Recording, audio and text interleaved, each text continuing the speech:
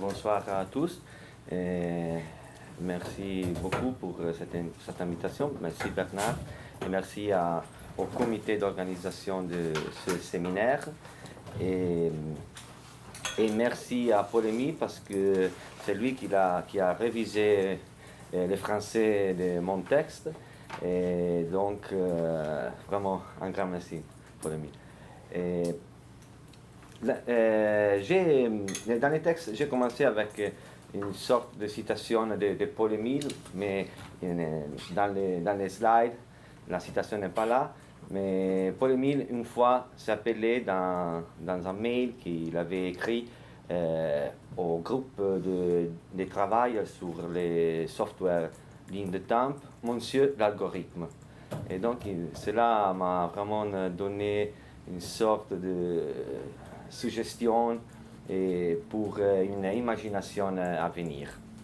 Et donc, le titre de mon intervention, comme vous pouvez le voir, c'est « De la prolétarisation par l'immanence à la déprolétarisation de la philosophie ». Et les propos de mon intervention consistent à poursuivre un sujet qui a été abordé par Antoinette Rouvroy et Bernard Stiegler lors d'une conférence qu'elle avait donnée à l'IRI en 2014 et qui a été publiée sur la revue Sochaux, ainsi que les débats qui avaient suivi. Et justement, dans les débats, Stiegler avait souligné l'importance stratégique pour notre présent de travailler les grands auteurs de la philosophie française contemporaine, notamment Foucault, Deleuze, Simondon, Derrida. En particulier, il s'agirait de produire, et je cite Bernard, une cartographie de ce que l'on fait de Foucault, de Guattari, de Deleuze face à ces objets. Comment on reprend leurs problématiques en les individuant, comment disaient les mêmes Guattari et Deleuze, en les individuant dans un contexte qui aboutit à produire, avec ces concepts-là, en les critiquant et allant au-delà, finalement, des nouveaux concepts. Ce que je voudrais vous proposer est donc l'ouverture d'un chantier critique et constructif sur l'un des sujets les plus importants développés par Deleuze et Guattari, à savoir l'immanence, en montrant comment aujourd'hui nous pouvons l'observer en acte, ou mieux actualisé, sous des conditions pharmacologiques.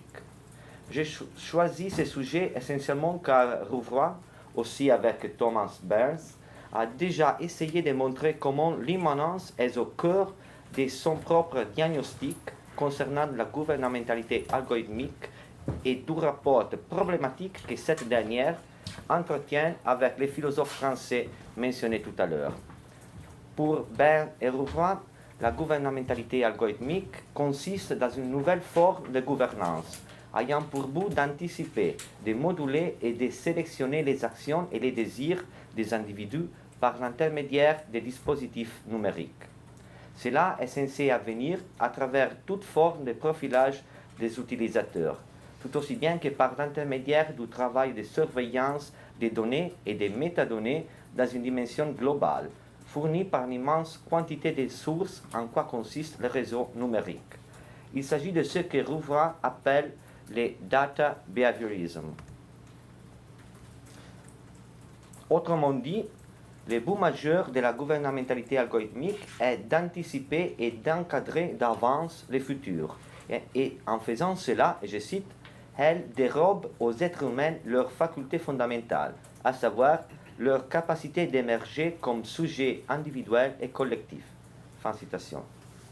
Or, si cette dernière affirmation représente un diagnostic de l'actualité, dans les textes d'une conférence donnée en 2014, Rouvroy essaie de diagnostiquer ses effets sur le plan de la philosophie contemporaine en avançant l'hypothèse que cette forme de gouvernementalité basée sur l'anticipation des volontés et sur le contrôle en temps réel des comportements fait signe vers une forme inquiétante d'immanence. The advent of data behaviorism appears as a revenge of the plane of immanence, the advent of a body without organs, where the role of the body is eclipsed or taken over by data, closing the digital upon itself through a recursive loop, and eroding the very idea of a situated point of view or perspective on the world. Il faut prendre cette phrase de Rouvroy comme une suggestion, voire une hyperbole, car le plan d'immanence ou de consistance chez Deleuze et Guattari appartient des droits et uniquement à la pensée théorique, tandis que ce que le data behaviorism peut constituer en tant qu'immanente est une couche, une strate, c'est-à-dire une sédimentation d'éléments, des données qui relèvent de la vie sociale et qui sont corrélés uniquement afin d'être exploités en tant que valeur d'échange et automatisation de la décision dans tous les milieux de la vie sociale.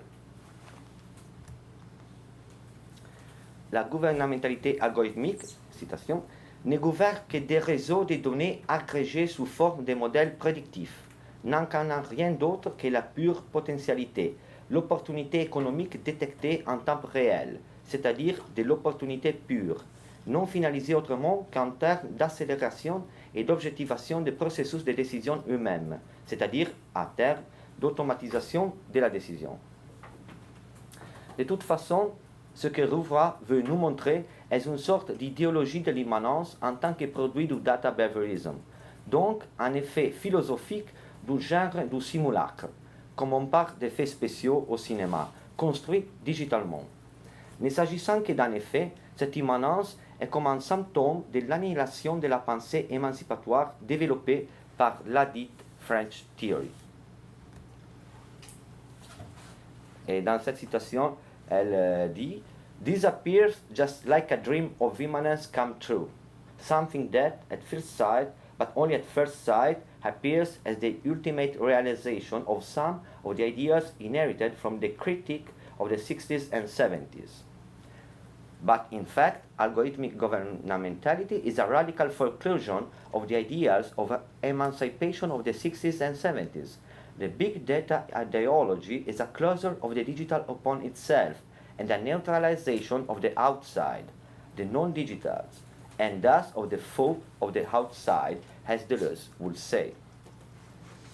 Si pour Deleuze, la gouvernementalité algorithmique pourrait être la manifestation de l'accomplissement des sociétés de contrôle, Berns et Rouvroy affirment que cette gouvernementalité est aussi l'aboutissement d'une image de la pensée, l'immanence, destituée de tous les éléments révolutionnaires et où les désirs, les affects et les volontés sont préconfigurés par des algorithmes qui annihilent toute forme de singularité. Quoi qu'il en soit, comme Berns et Rouvroy le suggèrent, il ne s'agit pas de rejeter la perspective de Deleuze et Guattari, ou celle de Foucault, ou bien encore de Simondon, mais de montrer l'apparence de compatibilité de la gouvernementalité algorithmique avec ces théories émancipatoires, même si cette forme de gouvernement a pour but de prévenir toute pratique émancipatrice, voire l'idée même d'émancipation. Non, pardon. En essayant de généraliser les diagnostics de Rouvroy et donc de l'étendre à plusieurs aspects de la contemporanéité, il me semble possible d'indiquer au moins 3 figures de l'immanence qui relèvent de la construction technologique et capitaliste de ce qu'avec Ars Industrialis, l'école Pharmacon et l'IRI, nous pourrions appeler l'immanence exosomatisée. Ces 3 figures de l'immanence, que j'essayerai de faire émerger d'après les travaux des mêmes Rouvroy et Stigler, sont la Terre, la plateforme et la vie humaine ou vie noétique. Comme je l'ai laissé entendre tout à l'heure, il s'agit de strates d'immanence plutôt que de plans d'immanence. Et ce que je voudrais vous montrer en les décrivant est précisément la stratégie néolibérale qui consiste à passer de l'une à l'autre par l'intermédiaire de différents résultats de l'exosomatisation qui à leur tour conservent le dépassement de certaines limites, mais aussi l'exploitation de ce dépassement par le néolibéralisme. Toujours avec le vocabulaire d'Ars Industrialis, on peut penser à ces 3 strates de l'immanence exosomatisée en tant que vecteurs des processus de prolétarisation, c'est-à-dire des pertes de savoir sous une multiplicité de formes, qui ne peut qu'engendrer d'énormes troubles et défauts dans les individuations psychiques et collectives, et par conséquent, dans la transindividuation comme constitution des signifiés partagés et des savoirs indispensables pour la formation d'un peuple qui manque encore et qu'il faut imaginer politiquement. le quatrième chapitre de Qu'est-ce qu'est la philosophie, titré Géophilosophie, s'ouvre avec ces mots. Les sujets et l'objet donnent une mauvaise approximation de la pensée. Penser n'est ni un fil tendu entre un sujet et un objet, ni une révolution de l'un autour de l'autre. Penser se fait plutôt dans les rapports du territoire et de la terre. Fin citation. Avec ces affirmations, Deleuze-Guattari pose l'immanence comme lien constitutif entre la pensée et la terre. Aujourd'hui, dans une époque écologique absolument problématique, leurs mots semblent tout à fait emblématiques pour s'orienter dans la pensée.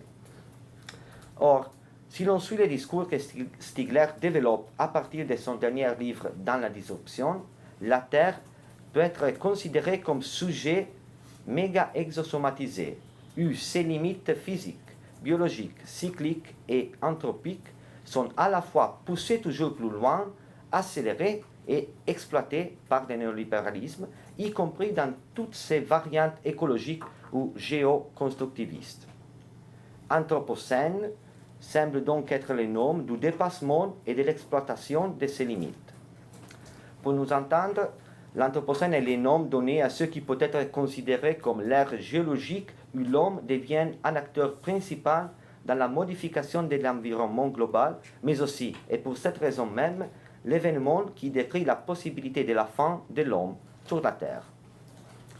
Bien qu'il existe un débat théorique énorme et aussi assourdissant autour de la légitimité du mot anthropocène, s'il y a une raison pratique pour garder ce mot, avec tous les problèmes géologiques, politiques, économiques, ethniques, philosophiques qu'il manifeste, cela semble être justement le statut de l'exosomatisation à la base de la convergence des trois strates de l'immanence que je suis en train de décrire. Cette convergence peut être rendue évidente en s'appuyant sur la définition donnée par Stigler de l'Anthropocène en tant que processus de prolétarisation généralisé lié à la constitution même de l'anthropos par son exosomatisation et menaçant à la fois la biodiversité en général et la non-diversité comme condition de la noise, à savoir de la pensée qui doit se nourrir des différences pour agir, donc justement pour penser. Et cela semble d'ailleurs revenir au problème signalé par Rouvroy quand elle affirme que la gouvernementalité algorithmique tend à effacer les points de vue situés sur le monde. Stigler a donné une vision de l'Anthropocène qui nous permet de comprendre les rapports intimes fondés sur une sorte d'analogie anthropique entre la destruction de la biodiversité causée par l'industrialisation et l'anéantissement des différences sociales et culturelles provoquées par le capitalisme computationnel, lequel n'est techniquement possible que par les câblages satellitaires de la Terre qui donnent lieu à la géolocalisation. L'enjeu de tout ça semble alors être la conquête de toutes les formes d'individuation, y compris celle de la Terre, par une autre individuation qui est désormais en train de devenir hégémonique. Il s'agit de l'individuation technique, qui, justement du fait de son devenir hégémonique, dans l'idéologie transhumaniste, comme cela a été indiqué dans les textes de présentation de ce séminaire, prend le nom de singularité. Affirmer que l'individuation technique est devenue hégémonique signifie que ce n'est plus l'individu psychique ou l'individu collectif qui s'individue par l'intermédiaire des technologies, comme on pourrait les comprendre avec Simondon, mais ce sont les technologies qui s'individuent en évoluant au travers de leurs connexions et opérations, avec l'Internet des objets, les mises au jour des apps, des applications et des moteurs de recherche, jusqu'aux appareils biotechnologiques qui touchent aux organes internes des êtres humains et aux appareils satellitaires qui contournent la Terre, en établissant ainsi une nouvelle forme de pouvoir sur elle, sur la Terre, un géopouvoir, et un nouveau point de vue sur le monde qui risque d'être le seul et unique. Dans ce cas, plutôt que les définir comme singuliers, il faudrait appeler ce point de vue singulariste. Pour Stigler, la forme de capitalisme qui gouverne et exploite les individuations à l'époque du dernier stade de l'Anthropocène semble être le résultat nihiliste de la sélection artificielle qui avait donné origine à l'homme à partir de son défaut d'origine et par l'intermédiaire de l'extériorisation des gestes et de la mémoire, l'exosomatisation, pendant les paléolithiques supérieurs. Une sélection qui aujourd'hui semble être totalement contrôlée par les marchés, qui est en train de conquérir tous les endroits du vivant, de l'agriculture jusqu'aux organes physiologiques, du microscopique au planétaire, en trouvant face à soi un vide juridique, politique et théorique tout à fait inédit. On serait tenté de dire un espace lisse d'immanence. De ce point de vue, les Gestell, qui chez Heidegger représentait l'essence de la technique et l'aboutissement de la métaphysique qui pense la technique comme l'être lui-même, est en revanche pour Stigler les milieux techniques de la distribution, et donc l'essence de la technique contrôlée, mais aussi déterritorialisée par le capitalisme néolibéral et computationnel. Pour Stigler, ce Gestell décrit aussi la Terre non plus comme sujet, mais comme sujet-il exosomatisé du néolibéralisme, à savoir comme support organologique des nouvelles frontières de l'exosomatisation. Donc, une question un peu naïve. Les Gestell stiglériennes seraient-ils peut-être les substituts de la strate d'immanence de la nature? Deuxième strate. Revenons maintenant à la gouvernementalité algorithmique décrite par Burns et Rouvin, afin d'observer dans l'immanence de nos vies, donc de nos individuations et transindividuations, l'action hégémonique de l'individuation technique. Ce dont la gouvernementalité a besoin pour transformer les individus en profils numériques et par là en ce que Deleuze et Guattari avaient appelé des individuels, est une forme particulière d'exosomatisation, à savoir la plateforme numérique, comme on parle de plateforme capitalisme, par l'intermédiaire de laquelle il devient possible de capturer les données et ensuite de les travailler. C'est Antoinette Rouvin. Les données sont travaillées, triées, etc. Il y a bien un travail extrêmement sophistiqué de production des données, y compris des données brutes, qui, dans l'idéologie des big data, paraissent des émanations spontanées de la nature.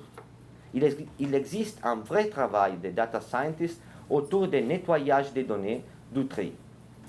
Ce nettoyage est, à mon avis, essentiellement une opération de purification dans laquelle les données sont expurgées de tout ce qui fait leur contexte, leur rapport avec la singularité de vie, leur signification singulière. Fin de citation.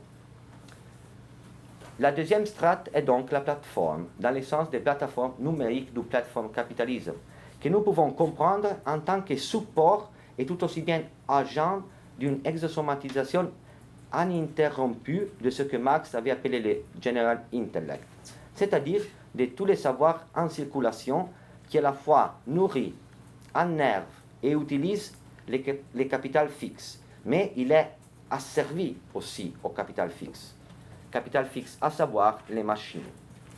Ce general intellect devient à la fois exploité et prolétarisé, mais il vient aussi à être produit par le capitalisme dans plusieurs formes d'économie, sharing economy, data economy, gig economy, etc., et dont les limites concernent les rapports entre capital, travail et libido, tout aussi bien que la viabilité même de la gouvernementalité algorithmique.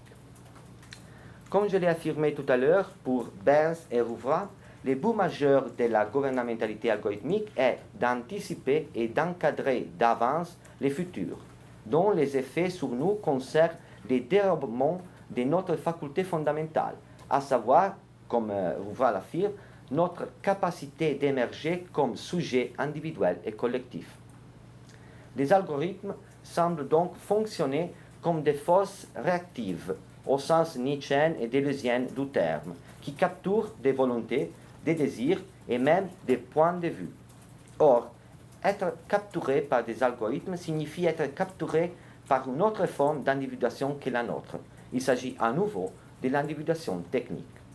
Une fois capturé par l'individuation technique, sans possibilité de l'adopter, nous finissons par perdre notre individuation psychique et collective dans la mesure où nous ne sommes plus capables d'interpréter le monde d'une façon active. Voilà la prolétarisation à l'âge du capitalisme totalement computationnel, face à laquelle on devrait développer, je crois, les moyens et les savoirs, non pas pour échapper à cette individuation, mais pour créer les conditions d'un nouveau peuple, d'une nouvelle individuation collective. En revanche, nous sommes interprétés par l'individuation technique, par l'intermédiaire des données que nous laissons sur Internet, comme il se passe par exemple avec Facebook et Google. Et nous devenons non plus des individus, mais, comme Rouvroy l'affirme, des entités indexables et profilables dans une économie de la réputation qui se développe en temps réel. Comme j'ai déjà essayé de dire, nous devenons des individuels, conduits par l'individuation technique. C'est encore Rouvroy. Je vous laisse lire. C'est mieux.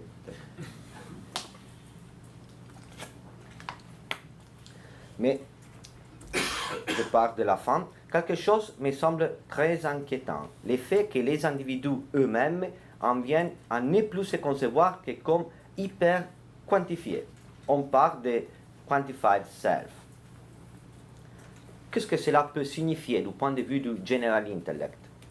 Pour comprendre les enjeux de cette hyper-quantification des individus et des groupes, il faudrait d'abord considérer une reproduction continuée de cette fameuse accumulation primitive sur laquelle Marx, en se référant aux enclosures, en tant que dépossession originaire, basait les conditions de possibilité du capital, sa préhistoire. Il faudrait alors considérer une série d'accumulations originaires, chacune conduisant à un nouvel objet du capitalisme. Et il faudrait aussi considérer la simultanéité de ces accumulations. Par exemple, au cours des 10 dernières années, on assistait et on continue d'assister à l'accumulation originaire par la crise financière, à celle qui est occasionnée par des opérations humanitaires, à celle qui est provoquée par les désastres naturels, choc économique, et à celle qui est faite via la data economy. Cette hypothèse, au niveau général, et pour ce qui concerne les rapports capital-travail au XXIe siècle, a déjà été développée par plusieurs critiques du capitalisme, de David Harvey à Tony Negri et Sandro Mezzada, et elle consiste à affirmer, et je cite Sandro Mezzada, que l'accumulation primitive se réfère à un ensemble de technologies, de pouvoirs, de modes de capture du travail, mais j'ajouterai des pulsions, des savoirs et des désirs, d'activités économiques qui conduisent à se reproduire tout au long de l'histoire du capitalisme. Fin de citation. Chaque accumulation originaire implique une nouvelle prolétarisation, à la fois au sens marxien et au sens stiglerien. Et la nouvelle accumulation originaire, qui est en acte avec les autres, aujourd'hui, à travers les plateformes capitalisme, concerne essentiellement le general intellect. Mais quelle est la fonction de cette nouvelle accumulation originaire? Selon mon hypothèse, selon donc l'hypothèse ici présentée, la fonction de cette accumulation consiste à créer les conditions financières, sociales, culturelles et surtout une immense base de données comportementales, émotives et cognitives pour le marché de la neuroindustrie et de ce que Stigler pense comme une endosomatisation artificielle, des néotechnologies aux nanorobots, de la médecine et à la biologie de synthèse. Donc pour les profits de l'aspect industriel du transhumanisme. Troisième strate, l'accumulation originaire produite par les plateformes numériques devient alors l'accélérateur sociopolitique pour ce que je vous propose de penser comme la troisième strate d'immanence, dont l'objet serait la vie humaine ou vie noétique en tant que poursuite de l'exosomatisation par les mêmes moyens renversés ou antériorisés, où les limites semblent prises en charge par le transhumanisme, le dedans et le dehors du corps concernant précisément ces limites. Qu'est-ce que peut donc signifier le titre du dernier article de Deleuze, l'immanence, une vie, à l'âge de ce que Stigler a défini comme une endosomatisation seconde, c'est-à-dire l'âge de l'implantation dans les corps vivants des prothèses exosomatiquement conçues et fabriquées industriellement, et quel statut pour la singularité impersonnelle et nomade, littéralement imprévisible et incalculable, lorsque ce signifiant singularité commence à désigner l'hégémonie de l'intelligence artificielle par les calculs. Il s'agit de questions qui ouvrent des champs de recherche absolument stratégiques et qui requièrent à la fois une critique transdisciplinaire et une transdisciplinarité critique courageuse, dont celle qui part de la philosophie, qui a toujours essayé de penser l'émancipation sociale et politique, ne peut pas s'autoproclamer la reine ou l'avant-garde, mais ne peut pas non plus rester isolée sans participer à ce que Stigler a nommé pas dans la présentation du séminaire, a nommé une éco-neuro-géopolitique en vue de l'émergence d'une nouvelle noèse. Et c'est là justement car il s'agit de la vie noétique. Pour ce qui concerne mon intervention, je me limiterai à une seule et brève considération, qui prendra la forme d'une question quant à la complication, à littéralement parler, du dedans et du dehors, qui se produit et qui se produira de plus en plus avec la neuro-industrie et plus généralement avec l'endosomatisation seconde. Comme Stigler l'avait décrit dans les textes de présentation du séminaire, cette forme d'endosomatisation est basée sur l'implantation des produits de l'exosomatisation, donc des artefacts techniques constitués finalement par des rétentions tertiaires, à savoir par des traces configurant et matérialisant les savoirs qui relèvent de toute forme de mémoire, de langage, de connaissances, des comportements et des temps déjà vécus et spatialisés, donc extériorisés par des millions, voire des milliards d'individus. Dans ces processus d'endosomatisation seconde, l'extérieur, le dehors, programme l'intérieur de ce dedans, si on peut le dire, en les désintériorisant et par là en les prolétarisant ou en les dénoétisant. Une possible conséquence de cette dynamique concerne le fait que ces rétentions tertiaires étant les produits des processus d'industrialisation du vécu, du déjà vécu, donc des standardisations des savoirs et des points de vue, elles risquent de produire à leur tour un nivellement et une homologation des points de vue. L'implantation ex-endosomatique, qui est le sujet d'un film de Christopher Nolan titré Inception en anglais. Et alors cette implantation deviendrait littéralement un nivellement systématique des exceptions dans laquelle chaque processus d'individuation psychique et par là des vies noétiques consiste, l'exception étant précisément la noise en tant que différence, un point de vue singulier et irréductible sur le monde. Voilà l'actualité des considérations inactuelles de Nietzsche, à savoir l'accomplissement du nihilisme comme nivellement absolu de différence. Si cela doit se passer ainsi, on devrait peut-être se demander s'il restera possible de dire que, à chaque disparition d'une vie humaine, la si belle définition de Derrida, chaque fois unique la fin du monde, aura encore un sens au-delà de la philologie. Et je vais terminer. Or, décrire ces nouveaux effets ésosomatiques, voire ex-endosomatiques du néolibéralisme en tant que relevant de l'immanence ne semble pas être radicalement nouveau, du fait que Deleuze et Guattari avaient déjà décrit le capitalisme par l'intermédiaire de l'immanence, corps sans organes, déterritorialisation, machine de guerre, etc. Toutefois, ce que le capitalisme ne pouvait pas encore totalement exploiter et faire vivre, voilà une autre déclination de la biopolitique, c'était précisément les strates d'immanence et de consistance de l'individuation psychique et collective non capitaliste, voire anticapitaliste, qui était au cœur de la création conceptuelle de l'Anti-Oedipe et d'Émile Plateau, et tout ce qui relève de cette individuation même, comme par exemple l'immanence de l'inconscient, ce que Deleuze promouvait en tant qu'émancipation révolutionnaire et qu'il avait décrit à travers la micropolitique. Les capitalismes ne pouvaient pas réaliser ou mieux stratifier cette immanence précisément pour des raisons de limites exosomatiques qui aujourd'hui semblent tout à fait dépassées, au point que l'objet même du néolibéralisme à injection algorithmique est précisément aussi les gouvernements sur la micropolitique, à savoir sur les flux libidinaux qui traversent les chambres sociales, par l'intermédiaire de la micropolitique elle-même, in primis par l'intermédiaire des réseaux sociaux et de toutes sortes de dispositifs numériques.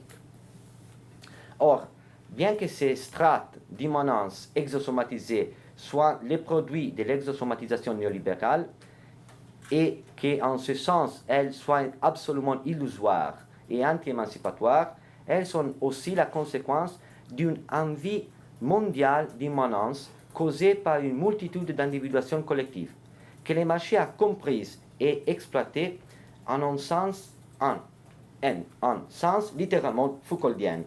L'immanence erga omnes et singulatum, qui n'est pas sans rapport avec toutes les formes de populisme émergents et qui nous ferait penser à une nouvelle transformation du pouvoir pastoral, même à une endosomatisation du berger, un berger algorithmique. Il semble donc que l'on se retrouve dans l'impensé de Foucault, et encore plus de Deleuze et Guattari, en tant que mise en œuvre de l'idéologie de l'immanence, comme Rouva nous l'a montré à plusieurs reprises. Comme Stigler l'avait affirmé dans la Société automatique en L'avenir du travail, nous sommes dans le dysfonctionnement de ces pensées. Cependant, et encore en suivant Stigler, le fait que ces pensées dysfonctionnent, si on peut le dire, ne signifie pas qu'elles ne marchent pas du tout. Cela signifie qu'elles peuvent fonctionner différemment et c'est à nous de les faire fonctionner autrement.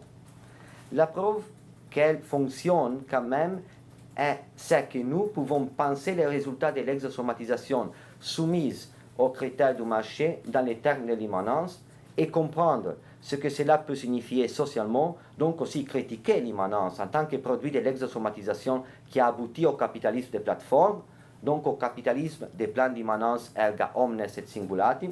Nous pouvons les comprendre uniquement parce que Deleuze et les autres penseurs spinoziens nous ont donné une image vivante de l'immanence. Vivante signifie ici que nous pouvons la vivre, la percevoir, la communiquer et nous individuer à travers d'elle. Nous pouvons la retrouver partout, pour les meilleurs et pour les pires. Et c'est là parce que Deleuze nous a donné des lunettes pour la voir. Et il n'est pas anodin que Spinoza était un fabricant de lunettes. D'autre part, la preuve que ces pensées doivent fonctionner différemment, c'est que les plans d'immanence et les concepts que ce plan était censé soutenir étaient investis afin de virtualiser le monde et par là pour les transformer. Alors qu'aujourd'hui, l'immanence exosomatisée n'est rien d'autre que l'actualisation systématique, sinon absolue, du virtuel, au moins si on suit Rouvois. Et elles disent, on est dans une sorte d'immanence qui paraît tout à fait parfaite. C'est l'actualité augmentée du possible. La réalité prend ainsi toute la place, la réalité en tant qu'actualité. C'est une actualité assez particulière qui prend la forme d'un vortex aspirant à la fois le passé et l'avenir. Tout devient actuel. Si nous vivons dans un siècle tragicomiquement déleusien, nous vivons donc sur ces 1000 plateaux d'immanence exosomatisée. Et cela signifie que nous vivons avec une multitude de nouveaux personnages actuellement terrifiants ou souffrants, de Donald Trump aux haters du web, des djihadistes aux électeurs du Front National, des travailleurs hyper précarisés de la gig economy aux réfugiés de toutes les guerres, mais virtuellement ces personnages virtuellement conceptuels.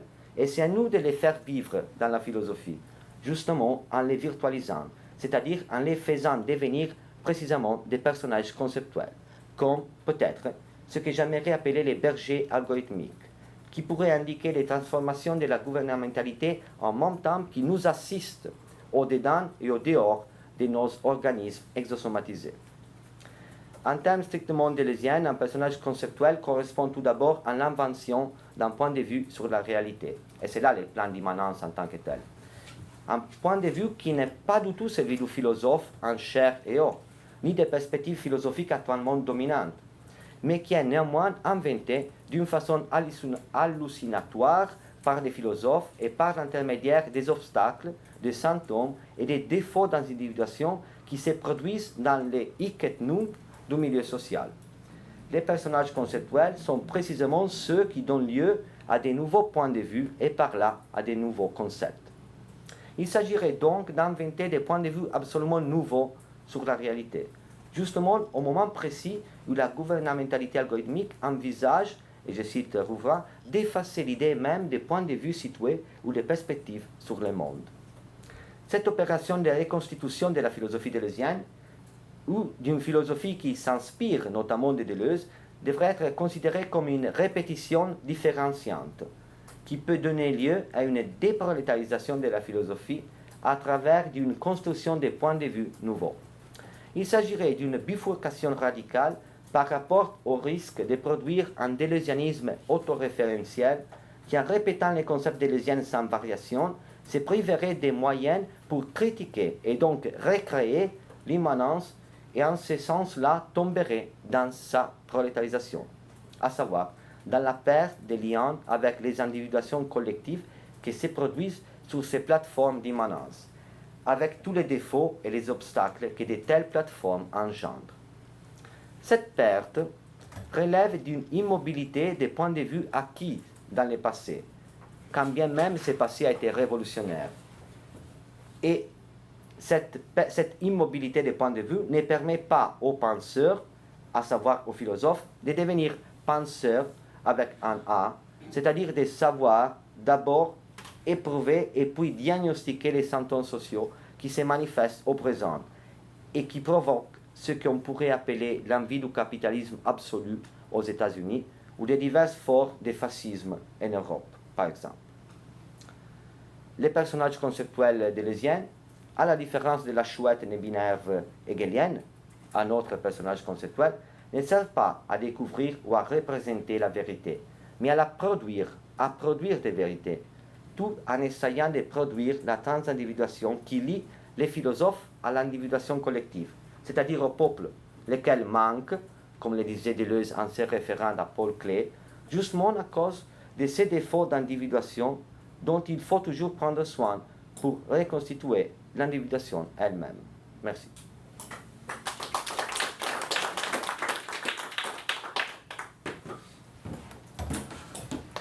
Merci Paolo. Qui veut intervenir?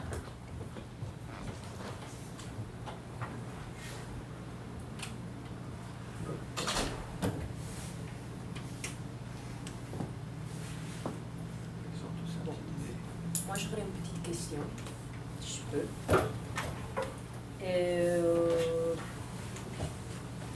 Bon, tu as dit à un certain moment que nous sommes, dans une certaine façon, dans l'impensé de Foucault. Donc, je voudrais te proposer un autre impensé de Foucault. Notamment, bon, on pense toujours, quand on se réfère à la gouvernementalité algorithmique, que ça, aussi bien que le capitalisme computationnel, renforce la production de différences, aide les gens à développer sa propre diversité, sa propre personnalité singulière, dans un sens que c'est un peu bizarre, mais bon.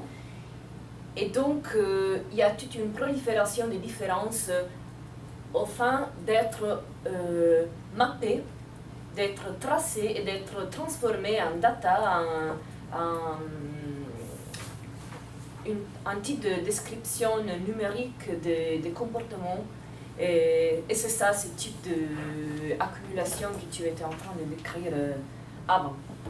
Donc, ici, il y a la production des différences, dans une certaine façon, qui est une façon vraiment terrible.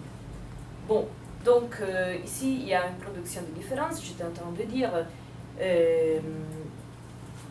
Après, on a un nivellement, tu étais en train de dire, de toutes ces différences qui sont réduites à des comportements, des façons de produire sa propre vie, qui sont décidé par les algorithmes et tout cela. Je simplifie un peu parce que c'est juste quelque chose que j'étais en train de penser. Donc, est-ce qu'on pourrait parler de nivellement à travers la différence? Et notamment, est-ce qu'on pourrait parler d'un retour à la discipline, dans une certaine façon?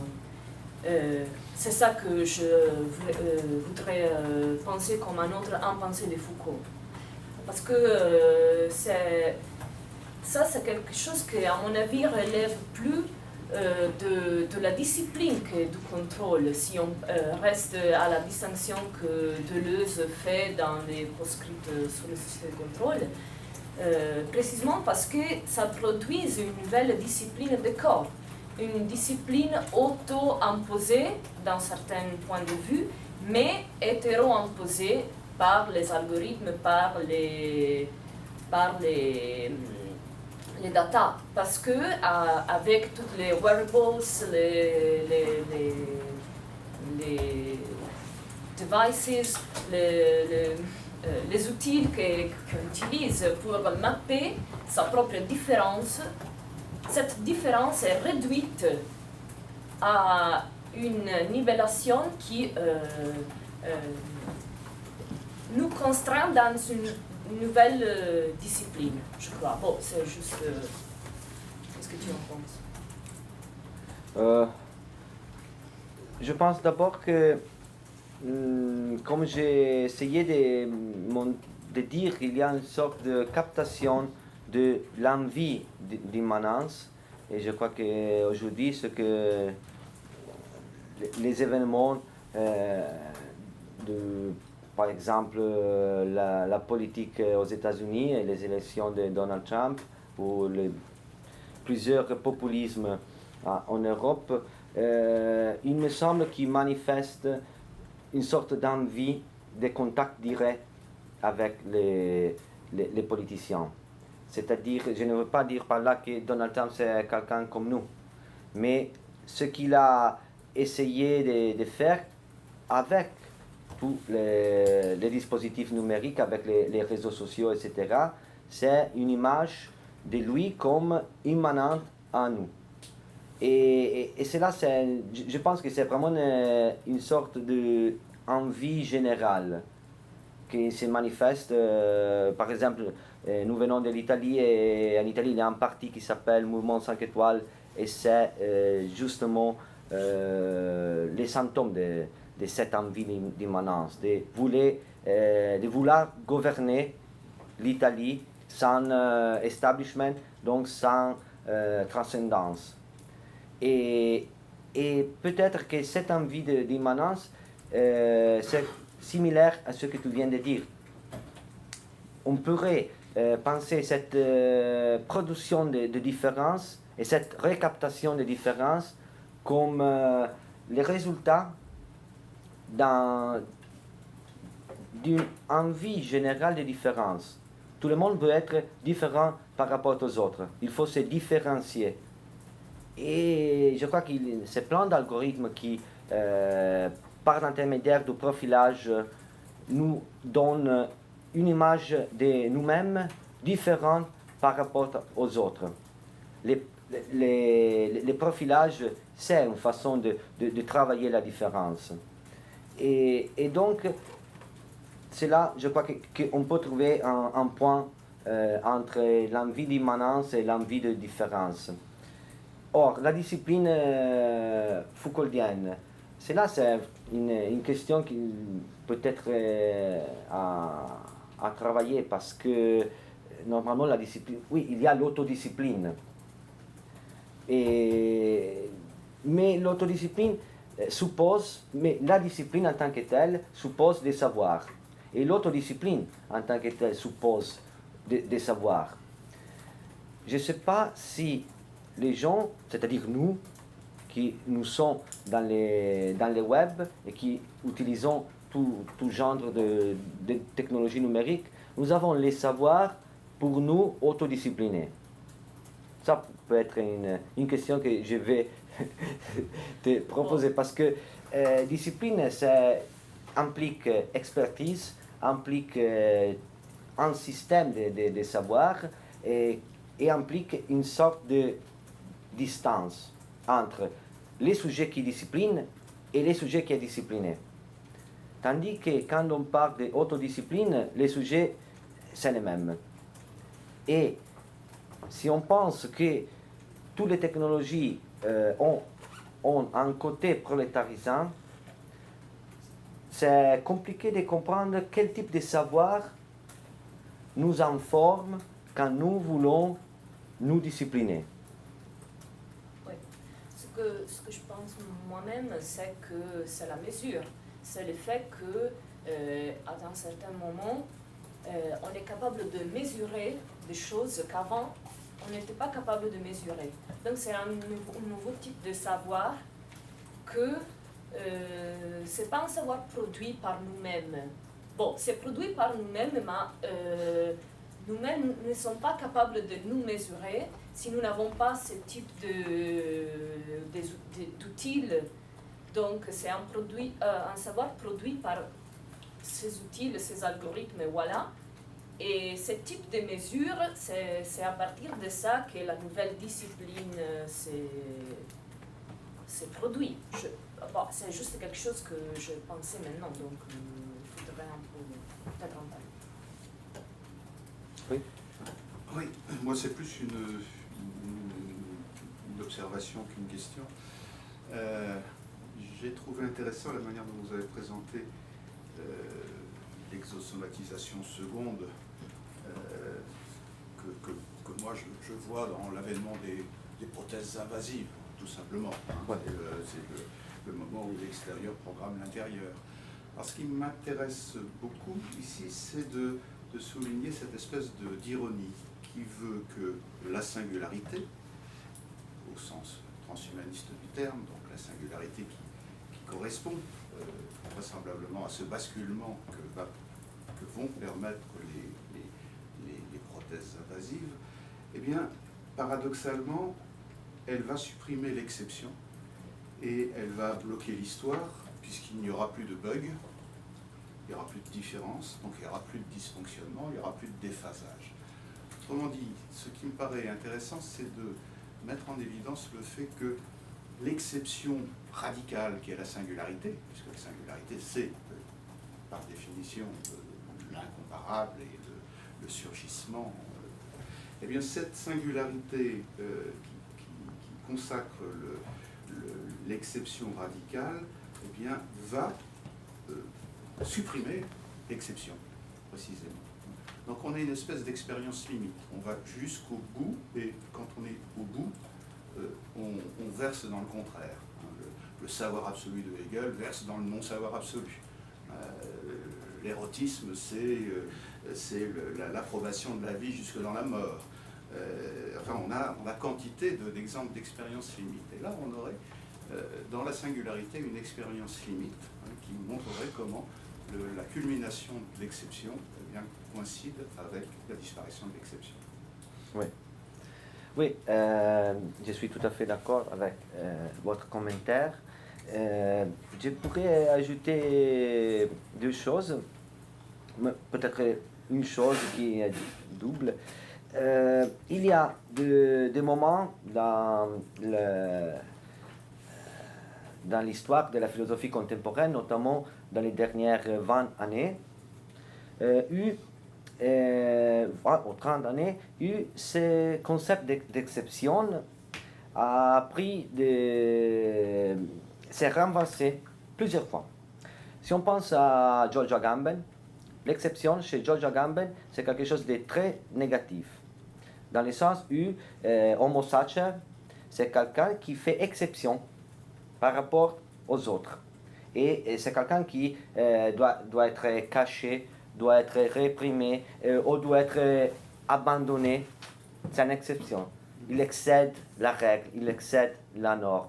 Et cela va directement contre, par exemple, la perspective même de Deleuze dans les années 70. Et je pense notamment à la pensée nomade, la conférence que Deleuze avait donnée à Cerisy-Lassalle pour les colloques sur Nietzsche. Là, l'exception a été quelque chose de très positif. Après, il y a eu un tournant où l'exception est devenue quelque chose de plutôt négatif. Et tout le travail philosophique, c'est de reconstituer le sens de ces mots-là, qui se passe seulement un mot, c'est un concept.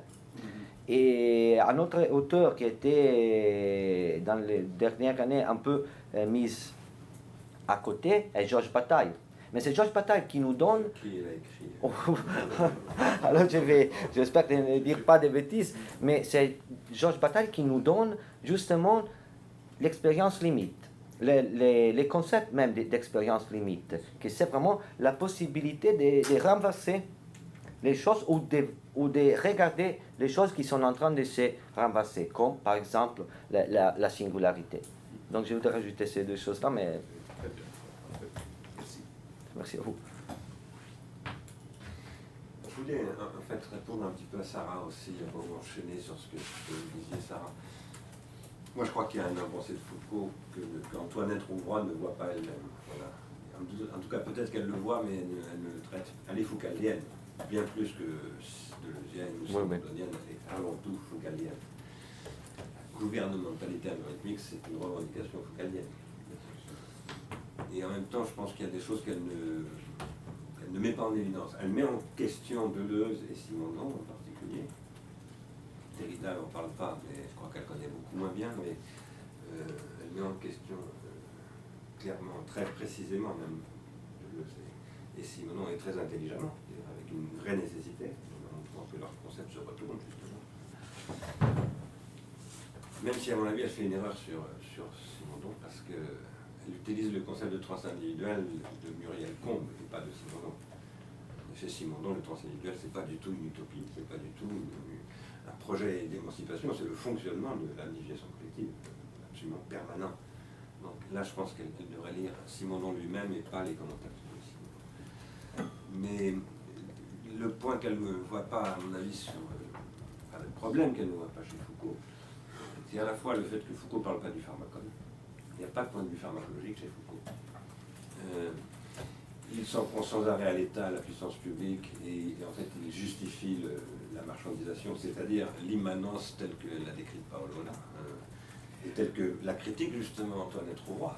Mais elle ne montre, pourquoi est-ce que c'est bizarre qu'elle ne dise pas, en fait Foucault va beaucoup plus loin que Deleuze, à mon avis, pour légitimer ce processus.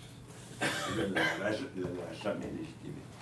Donc elle montre que bien qu'il ne l'ait jamais légitimé, les concepts deleuzien d'immanence et de rhizome aussi sont pris par le... Voilà. Et Foucault, lui, le légitime.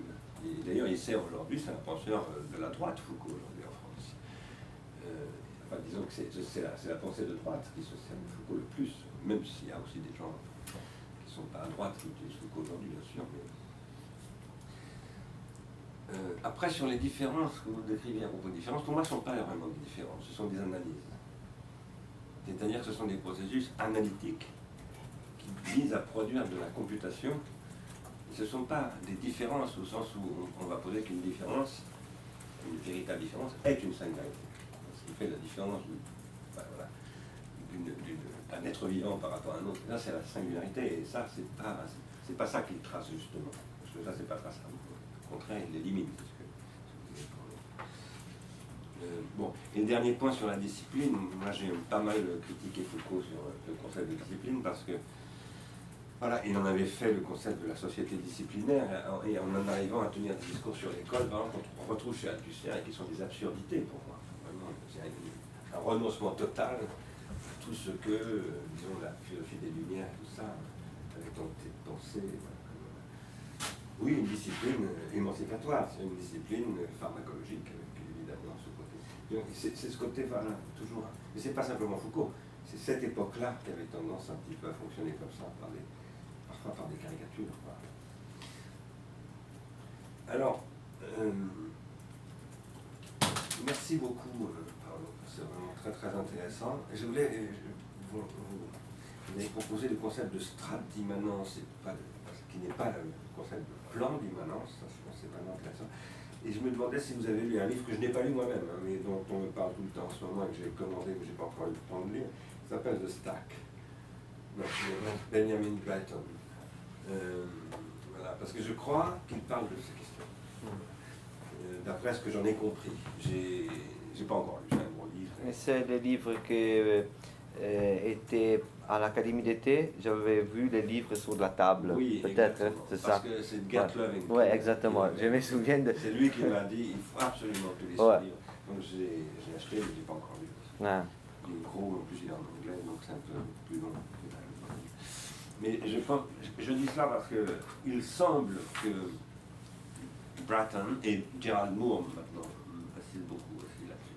Gerald Moore considère que c'est peut-être une des pensées les plus puissantes qu'il a lues depuis longtemps, en tout cas du côté de ce qui se passe avec la disruption numérique et tout ça.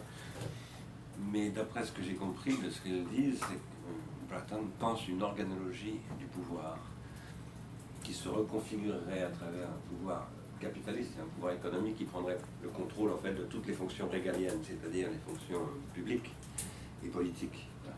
Ce qui est tout à fait dans le comment dire, dans le sens par exemple de ce texte que j'ai fait suivre à quelques personnes de Peter Thiel, où il explique, vous avez lu le texte? Pas encore, je dois le Je vous lire. recommande de le lire. Ouais. Thiel. Ouais, qui explique que voilà, c'est lui qui a organisé en fait la campagne de réseau de Trump et qui dévoile complètement son jeu. C'est-à-dire qu'il est là pour détruire la politique, pour supprimer la démocratie et remplacer tout ça par les algorithmes. C'est vraiment d'une violence absolument inouïe. Absolument inouïe. Et là, il se découvre. Je pense qu'il a fait une erreur de se découvrir comme ça d'ailleurs. Mais voilà, en tout cas, je crois que la question des strates d'immanence se pose à fond, quoi, pleinement. Et donc je vous recommanderais de le lire. À propos de l'anthropocène, dont vous disiez que c'est un concept contesté par les géologues, c'était vrai, en particulier votre géologue de Yat Shai, mais les géologues en général, mais vous avez dû voir qu'il y a eu une résolution du mois d'août, la fin du mois d'août, de la Société internationale de géologie, qui a admis le concept. Il a commencé à ouvrir les travaux pour rendre les concepts officiels. Voilà, il prendra du temps. Bien sûr, mais ils ont admis que vous pouvez imaginer une échelle de 300 ans, une échelle de temps. Parce que c'est ça la grande question. Oui, oui. Est-ce que la géologie peut se mettre à fonctionner à l'échelle de quelques siècles? Voilà. Ouais. Et ça, c'est l'enjeu fondamental de ce que vous avez appelé aussi le géopouvoir. Ouais. Parce que qu'est-ce que ça peut être un géopouvoir? Eh bien, c'est ce qui conduit, selon moi, à l'apparition de ce que j'appelle des exorganismes. C'est-à-dire des organisations qui remplacent les fonctions régaliennes de l'État et qui prennent en charge de manière exclusive, monopolistique, je vais utiliser une expression que je dois à Franck Cormeret, non pas les monopoles naturels, puisqu'il existe dans certaines situations géographiques, économiques et géographiques, des situations de monopole naturel où on considère que, d'un point de vue économique, il faut un monopole parce qu'il n'y a pas d'autre solution, pour des raisons qui sont liées à des données territoriales, disons. Et là, c'est un monopole exosomatique. Par exemple, Google est en train d'installer, depuis 20 ans, ils sont en train de l'imposer de manière totale, un monopole exosomatique, ce qui est d'une extrême gravité. Et moi, ce que je crois, c'est que c'est ça l'enjeu du transhumanisme. C'est pour ça que le patron des services techniques de Google est Ray Kurzweil, c'est pour ça que le patron du service de la recherche de Google est aussi un transhumaniste, même s'il est très intelligent, et beaucoup plus subtil que Ray Kurzweil. Ray Kurzweil, c'est un gros crétin, tandis que... comment? Norway. Norway, qui est le directeur de la recherche. En fait, je le sais depuis peu de temps, mais il enseigne à l'Université de la Singularité, c'est un des fondateurs de l'Université de la Singularité. Et lui, c'est un type très fort. Mais il est très clair qu'on a affaire là à une stratégie de contrôle planétaire, en fait, d'un pouvoir qui est plus simplement un pouvoir économique, mais un pouvoir exosomatique. C'est-à-dire que j'exerce un pouvoir parce que je contrôle une fonction. Voilà. Alors, c'est dans ce contexte-là, moi, qu'en effet, moi, vous avez parlé de subjectile automatisé, vous parliez de subjectile au sens de Artaud. Oui, mais c'est vous que vous aviez parlé de ça dans une conférence. Ah bon, je m'en souviens. Mais je l'ai dit que c'est vous que... Oui, dans le sens d'Artaud et dans le sens de Derrida, qui a commenté Artaud. En fait, moi j'utilise beaucoup le concept de Gestalt parce que j'essaie je ne le reprends pas forcément à mon compte comme tel, parce que de toute façon il n'est pas récupérable, c'est un concept de Heidegger. Mais par contre, c'est pour essayer de rouvrir une discussion sur le sens de ce que fait Heidegger. Et donc je pense, moi-même, je me suis complètement, à mon avis, je me suis complètement trompé dans l'interprétation de ces textes-là de Heidegger à partir de 1949, et surtout les thèses des années 1960. Mais je pense que lui-même ne mesure pas ce qu'il est en train de dire. Ce dont il parle, c'est l'exosomatisation. Mais il n'est pas en mesure de le penser, et il n'est pas en mesure surtout de penser la conséquence du problème de l'exosomatisation dans le contexte de l'Anthropocène. C'était même le problème de l'entropie et de la négantropie. Je pense que voilà, ça on a déjà parlé plusieurs fois. Donc. Mais la raison pour laquelle je me réfère moi, à ça, c'est parce que je veux introduire le concept de bifurcation. Et c'est pour ça que, voilà, comme Sarah, je m'intéresse à Whitehead, parce que je pense qu'un des penseurs de ça, c'est Whitehead. Voilà.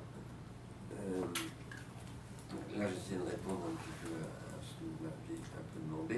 Je voulais, moi, vous demander ce que vous pensez de Virno et de ce qu'il dit sur le General Intellect. Parce que, comme je l'ai invité à un autre colloque, et je ne suis pas du tout d'accord avec ce qu'il dit, mais comme vous avez parlé de... Parce que je suis très très convaincu par ce concept de nouvelle accumulation originaire du capitalisme, je pense que vous avez absolument raison. Je pense que c'est ce que Virno ne voit pas. Mais voilà, et donc je voulais un petit peu savoir ce que vous pensez de cela,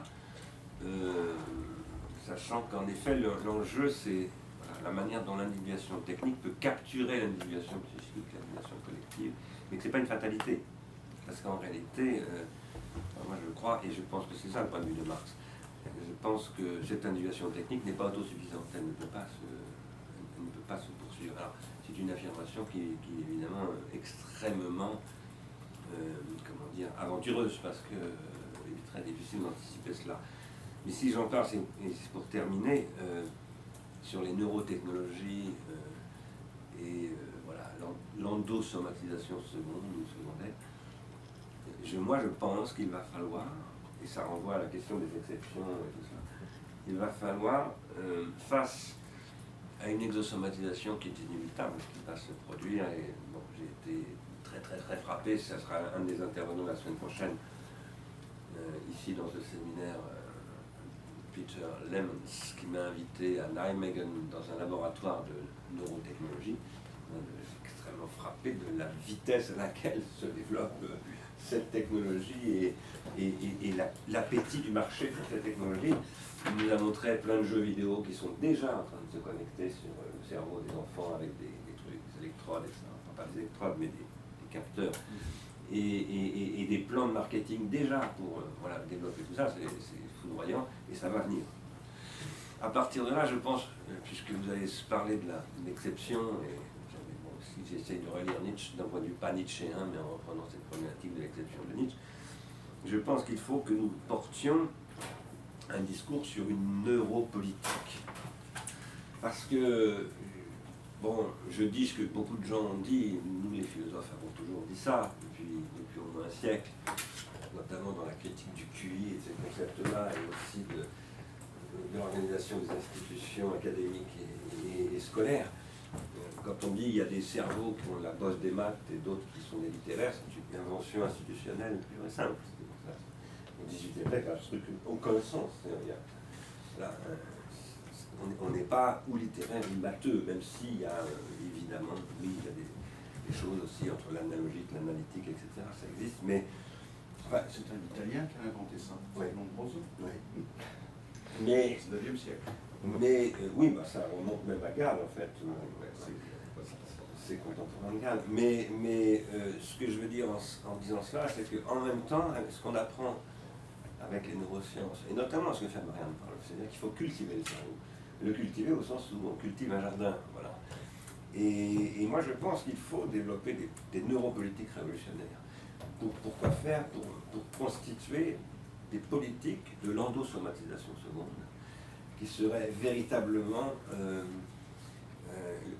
orientées par la lutte contre la prolétarisation. Et je pense qu'on peut mettre voilà, ce type de perspective au service d'une économie de la déprolétarisation.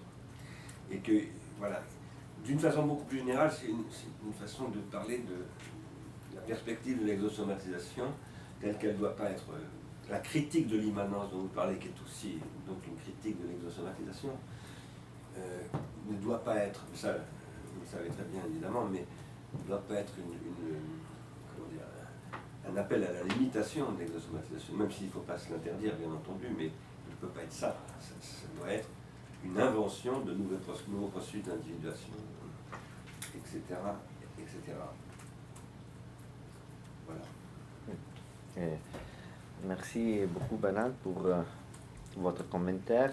J'essayerai de répondre à la question concernant le General Intellect chez Virno, mais plus en général chez la pensée, si dite, post-opéraïste italienne. Mais avant de ça, par rapport à la distinction entre, dans l'école, les cerveaux, tu peux devenir, tu dois faire des écoles plus scientifiques ou plutôt que littéraires. Je me souviens quand j'étais vraiment enfant, comme 6 ans, j'étais chez un docteur, un médecin homéopathe se dit, qui avait dit à ma mère, ces enfants-là, ils pensent dans une façon abstraite. Il faut lui interdire d'utiliser les ordinateurs. Mais après, nous vivons dans le capitalisme hypercomputationnel, donc ce n'est pas possible, ça. Et je me souviens toujours de ces choses-là qu'il avait dit. Et après cela, alors, il y a une question générale qui est, par rapport au General Intellect, qui est la suivante. Vous savez très bien que les Grundrisse de Marx ont été plutôt oubliés pendant le XXe siècle, resté un texte secondaire, jusqu'au point où dans les années 60, et en Italie, a été les 1964, a été publiée la traduction d'un seul petit chapitre en fragments. En fait, il a été titré Fragments sur les machines, sur une revue qui s'appelait Quaderni Rossi, et a été publié justement pour faire une opération théorique et politique qui est, disons, la suivante. Pour Marx, le General Intellect est quelque chose qui est sédimenté dans les capitales fixes, c'est-à-dire dans les machines. Ce que l'opéraïsme et toute la courante italienne qui aboutira au post-opéraïsme dans les années 70 a essayé de montrer comment le General Intellect est quelque chose qui est d'abord dans les cerveaux des sujets, c'est-à-dire dans les ouvriers ou dans les travailleurs en général. Cela signifiait qu'un nouvel protagonisme ou un protagonisme inédit des travailleurs par rapport au capital, c'est-à-dire une sorte d'autonomie des travailleurs par rapport au capital fixe et au capital en général. Cela signifiait que ce sont les travailleurs qui produisent la connaissance, qui produisent la coopération, et après, cette connaissance, cette coopération est codifiée par le capital. Et cela a donné lieu à le post-opéraïsme en tant que sujet qui, à travers la coopération, à travers la production des savoirs, peut lutter contre le capital, au niveau théorique, au niveau politique, au niveau social et culturel. Ce que je pense, et cela c'est quelque chose de commun à Virno, Negri et les autres, en général. Après, il y a des différences, mais la chose la plus importante, c'est cette forme de subjectivité qui auberge le General Intellect. Ce qu'on peut penser à travers la perspective, je crois, pharmacologique et de la rétention tertiaire, c'est que c'est vrai que le General Intellect, c'est dans les cerveaux des travailleurs, des gens, mais c'est vrai aussi ce que disait Marx. C'est-à-dire que, comme vous le disiez tout à l'heure avant mon intervention, les cerveaux, c'est une construction sociale. Et cette construction sociale passe par les machines. Et donc, c'est une sorte de boucle, ce General Intellect-là. On peut le voir dans les machines, on peut le voir dans les cerveaux, on peut le voir dans la société. Or, je crois que il y a presque toujours cette forme de mouvement d'opposition dans la pensée et dans la pensée politique encore plus. Donc, le General Intellect, c'est là, ou bien c'est là. Et penser que c'est à la fois dans les deux dimensions peut devenir quelque chose de vraiment important, surtout aujourd'hui, quand on parle de plateforme capitalisme. Parce que je crois que c'est là le véritable défi aujourd'hui, c'est penser le General Intellect dans une situation dans laquelle nous sommes plongés, que c'est cette plateforme. C'est vraiment une boucle de captation et de production et de reproduction. Ça, c'est un sujet qu'on va aborder à Nanjing, en Chine, puisque Virno sera. Et on va parler du capitalisme des plateformes, etc. Mais si je vous posais la question, au-delà de Virno, de l'opéraïsme, je pense que c'est effectivement la question centrale maintenant. Et c'est pour Pleine Commune une question très très importante. Parce que l'idée de Pleine Commune, le programme de Pleine Commune, c'est de faire fonctionner un General Intellect au niveau du territoire. Mais je crois que Virno se trompe complètement, et Negri aussi. Et les opéraïstes en général. Ils ont une lecture tout à fait erronée, à mon avis, de ce fragment. Parce que Marx, premièrement, il est très cohérent avec lui-même, et donc les travailleurs, quand il décrit le capital fixe comme un accomplissement, c'est l'accomplissement de la prolétarisation totale. C'est-à-dire qu'il dit le savoir est passé totalement dans les machines, tout a été prolétarisé, ce qu'il annonçait déjà en 1848. Il disait ça déjà en 1848. Donc 10 ans plus tard, il le confirme comme une hypothèse possible. Il ne dit pas que c'est ce qui se passe, mais il dit que ça pourrait devenir comme ça. Et après, ce qu'il dit, c'est que mais ça produit du travail mort, en fait, et du savoir mort. Il n'a pas le concept d'information, donc il ne sait pas ce que c'est que le cognitivisme computationnaliste et tous ces machins-là. Il ne sait pas ce que c'est qu'un algorithme, donc il ne peut pas penser tout. Donc il bégaye un truc comme ça. Mais c'est de ça dont il s'agit. C'est évidemment de ça qu'il est en train de décrire. Il est en train de décrire le capitalisme des plateformes par avance. Et il ajoute que ça ne peut pas fonctionner et que forcément ça va conduire à une réactivation du travail vivant. Et donc le General Intellect va redevenir les travailleurs, mais qui ne sont plus des prolétaires. Et ça, évidemment, Marx ne peut pas le dire, parce que comme il fait du prolétariat à la fausse révolutionnaire, il ne peut pas dire que ce sont ce sont ceux qui vont sortir du prolétariat qui vont faire la révolution, qui seraient en contradiction. Donc c'est un fragment qui est contradictoire. Et c'est pour ça qu'il n'est pas repris dans le Capital. Parce que, voilà, ce texte-là, c'est une espèce de rêverie, en fait, de Marx. Et je pense qu'aujourd'hui, c'est extrêmement important de reprendre le texte de très près et de le redécrire vraiment précisément. Tony Negri a accepté de venir, finalement. Ah oui. Donc on pourra aussi discuter avec lui de ça. Mais voilà, et je pense que après, quand on dit neurotechnologie, ça élargit encore le champ du capital fixe. Est-ce que nos cerveaux vont devenir du capital fixe?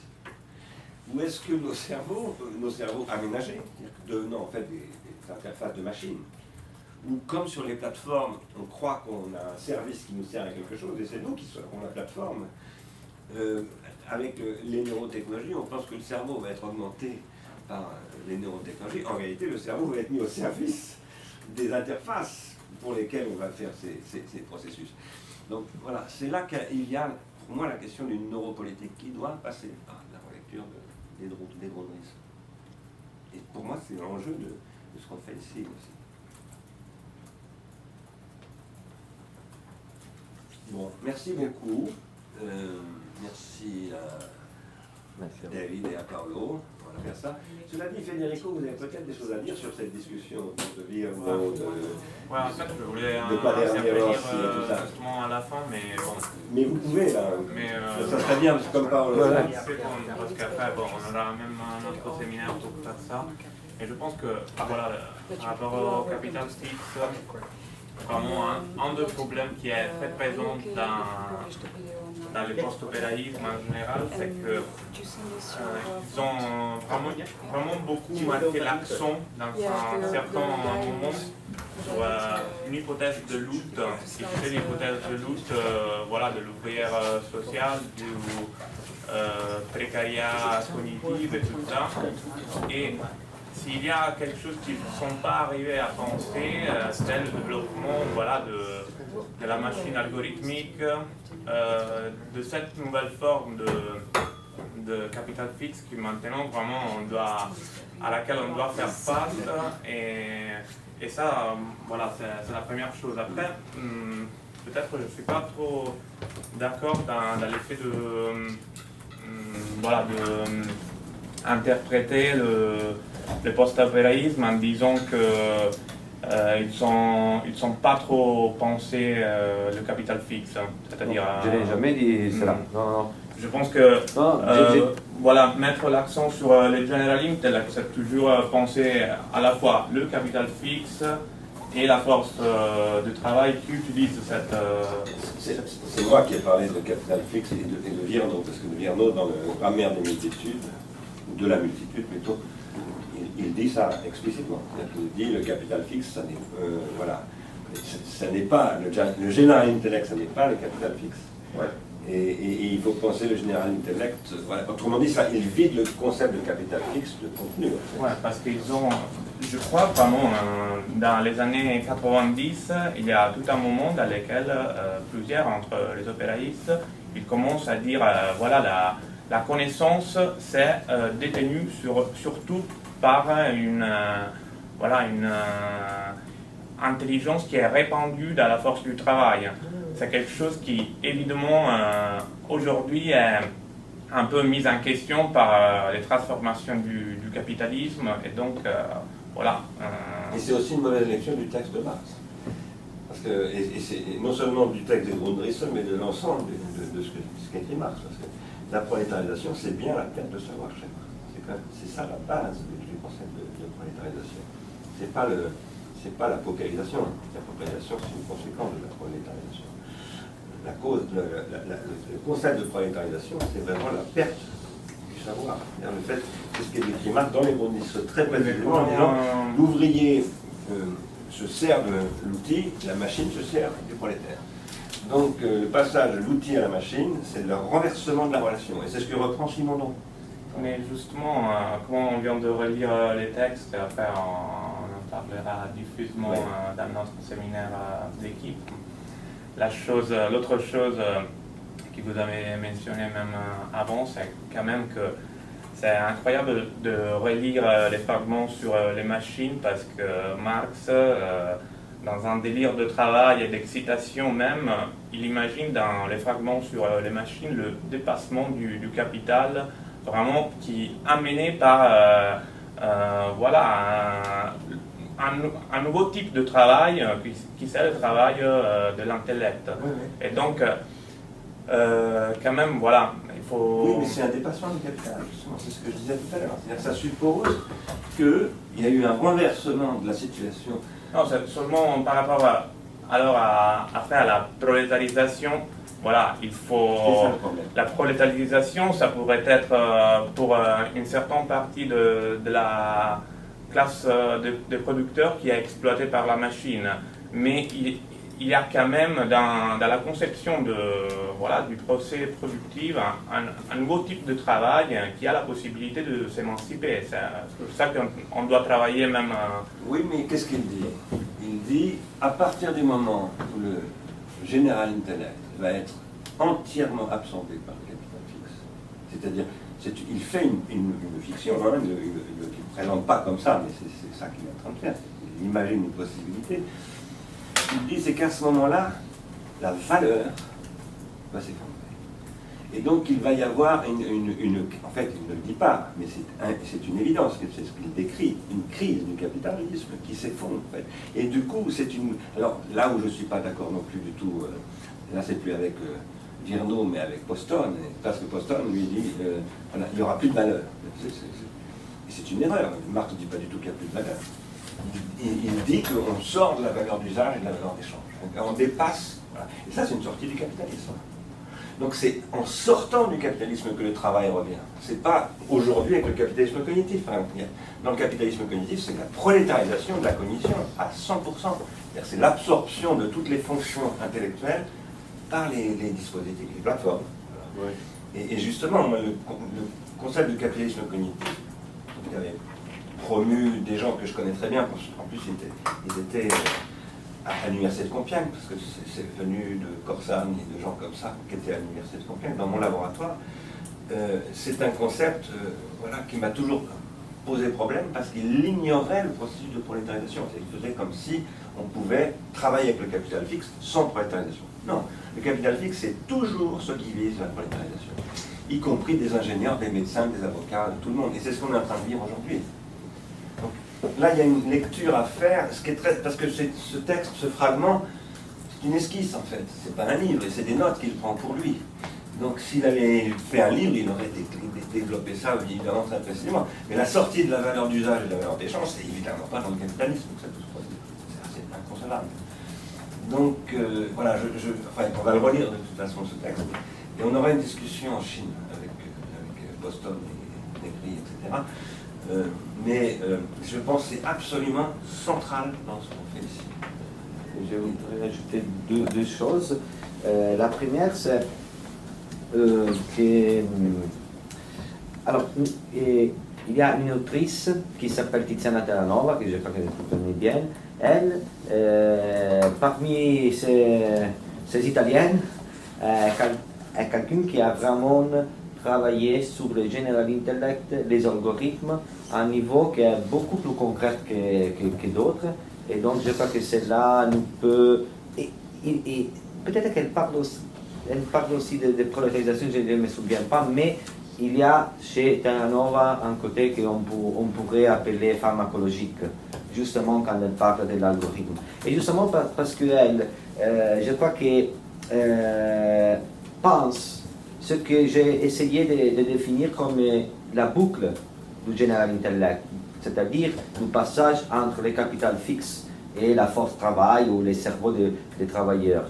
Et je crois que ce n'est que en pensant la boucle qu'on peut penser la prolétarisation du capitalisme cognitif. Je crois que c'est un point vraiment important. L'autre chose, je voudrais quand même souligner l'acte de création, pour utiliser des mots deleuziennes, quant à la lecture du post-opéraïsme du fragment sur les machines. Acte de création conceptuelle. Ils l'ont vraiment, comme tu viens de le dire, c'était pour lutter qu'ils ont essayé de développer ces concepts-là. Donc, pour une raison politique, ils ont créé vraiment un concept. Mais ce concept-là a eu aussi l'élan de ce concept-là, a eu aussi des expériences limites. Par exemple, l'immatériel a été un concept qui a été accepté et fait circuler pour une dizaine d'années. Après, il a été critiqué et déconstruit justement par les mêmes penseurs. Parce que dans un élan, tu peux arriver à des niveaux qui ne sont pas... ce n'est pas une question de rationalité, mais des niveaux qui ne sont pas raisonnables. Pas rationnels, mais ne sont pas raisonnables. Dans le sens où il y a toute la thématique du corps, par exemple, qui a été très importante pour montrer qu'il n'y a rien d'immatériel dans le travail. Il y a toute la thématique des algorithmes pour montrer qu'il y a toute une technologie derrière. Et il y a 10 ans, pour 10 ans, on a parlé de travail matériel. Après, on a parlé de travail biopolitique, par exemple. Si on peut voir dans la trilogie de Negri et Hart, il y a ce passage-là. Dans Empire, il se parle du matériel. Après, le travail devient biopolitique. Qu'est-ce qui s'est passé? C'est passé une sorte d'autocritique dans la pensée même.